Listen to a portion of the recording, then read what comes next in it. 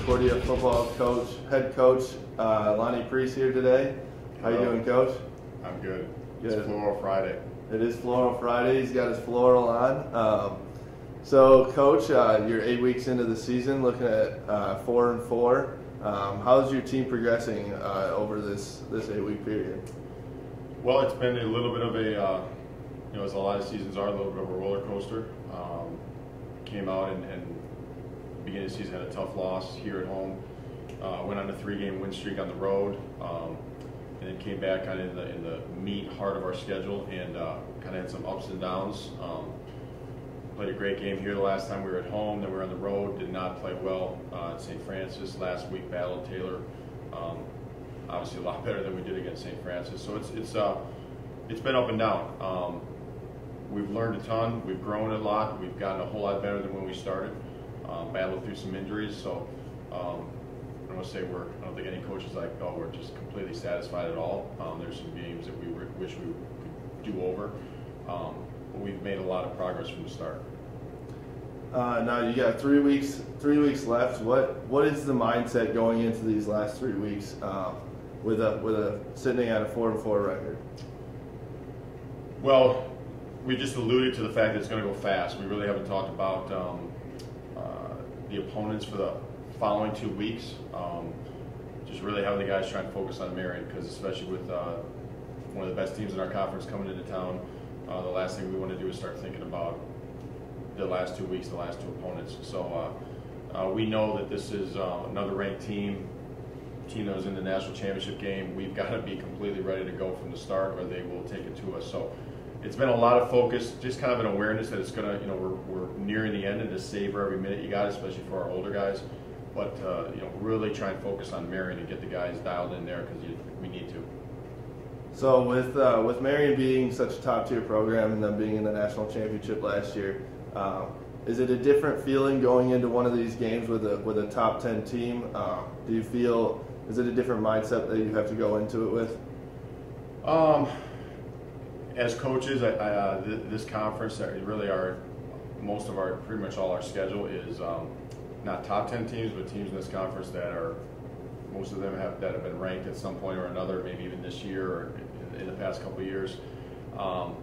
So it hasn't changed much, and what's nice is our guys every week have really done a good job of buying into the game plan, not questioning what we're doing, and we've had to change things up quite a bit to try and be competitive against these teams. And we can't just walk in, line up, and say, all right, we're gonna smash you around, and we got to be on our game. So it's been a lot of similar focus from week to week, even though it's some higher ranked teams and others they're all solid. So I know that this program has come a long way in the last couple of years, and for the most part, you guys have been the underdogs in most games. Are you getting to the point where you still feel like you're the underdog, or are you getting to the point where you kind of feel like you are up there with these top tier programs and able to compete every single week? Good question. I wouldn't say we consider ourselves underdogs. I think it's more so, we don't, when we talk about the opponents, we just recognize how good they are. We know, our guys know that I guess to the outside world, I guess you look at a ranked team versus a team that's not ranked, hasn't won a lot, okay, they're the underdog.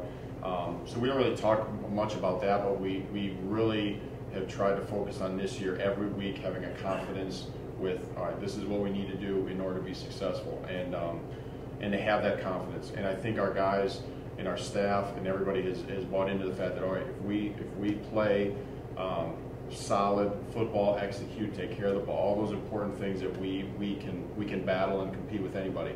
I think everybody knows realistically that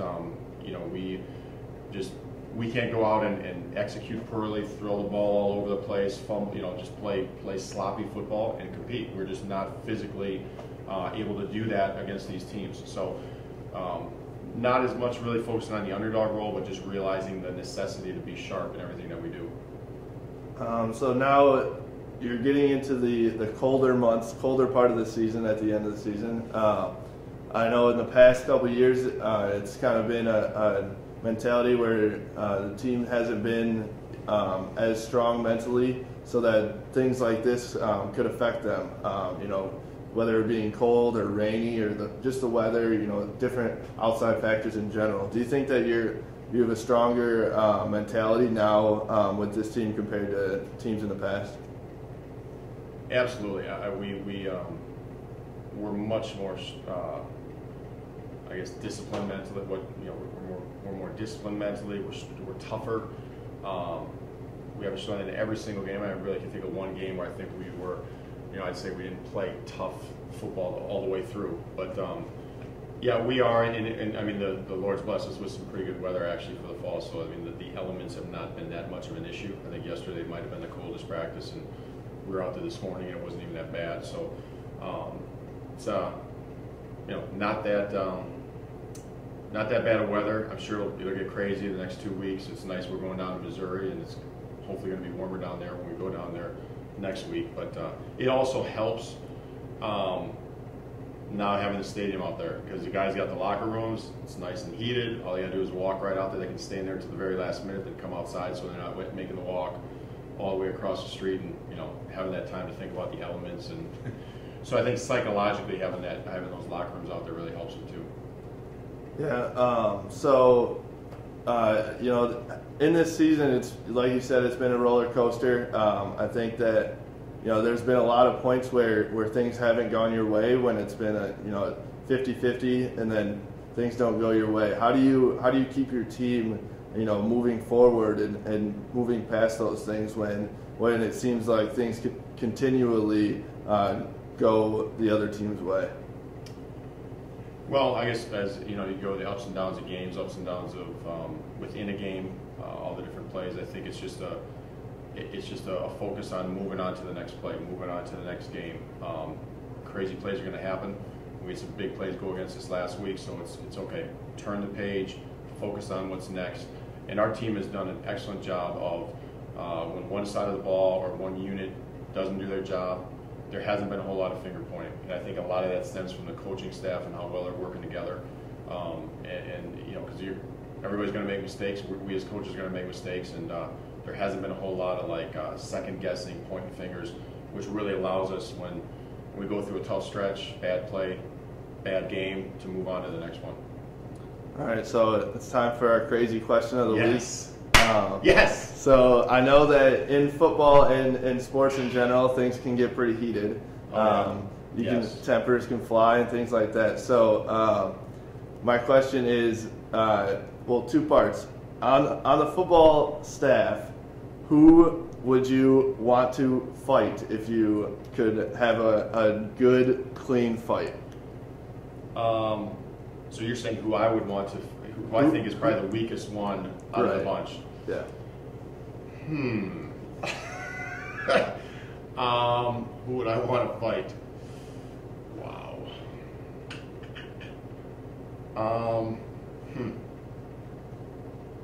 You threw a curveball at me. Within the staff, I would say probably have to be just out of familiarity, and because he, I believe, is the oldest one on staff, actually older than me, would probably have to be Coach Childers. You guys are good friends from back in college. We kind of know. I mean, if he gets a hold of me, I might be in trouble. I feel like I could dodge a little bit and get him off balance. So, and I know we've messed with each other before. So. So part two of the question: out of the whole athletic department staff, all sports, who would you like to take a hit from anybody? Well, how about the person I'd least? Can I say how? Go ahead. Person I'd least like to take a hit from, who I think would knock me out, most likely. Well,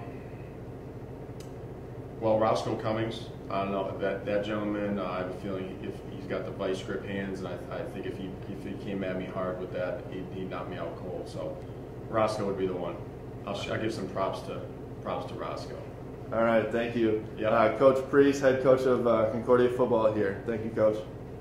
Thank you.